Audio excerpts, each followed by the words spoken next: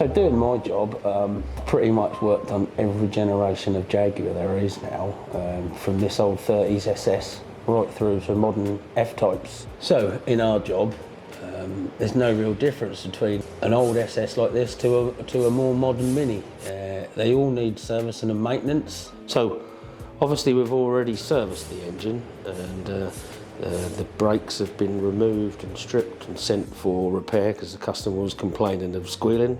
Obviously they've been worked quite hard over the last year or so. All the lights levels checked, topped up, as you can see. Car's been used regularly, so it is a working girl, so plenty of checking over required. You can see me topping up the gearbox. All access on older cars like this, MGBs and especially old Jags, all from inside with a dipstick and an access panel in the tunnel.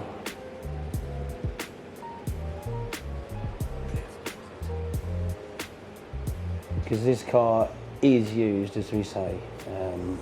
It's done the Mille Miglia for the last 2 years. I think it might even have done the California Mille Miglia as well. Same with the rear axle, access panel with a dipstick. So you do have to have a little bit of flexibility about you.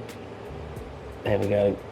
You can see, just checking that I've got it up to the level. Replace the dipstick and move on to the back axle. Lovely. Now we do the rear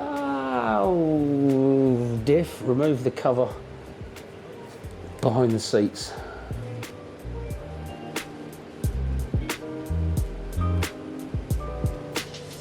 It does get used properly, which is kind of why we love this car extra, because it's not just a museum piece. But thicker oil in the rear axle, so it takes a little longer to pour in. But we have all the facts and figures, so I know the specific amounts required in each. There you go, you can see that's thick old oil, 140 it goes in the rear axle. Top up the required amount. I think that was a good couple of pints in the rear axle.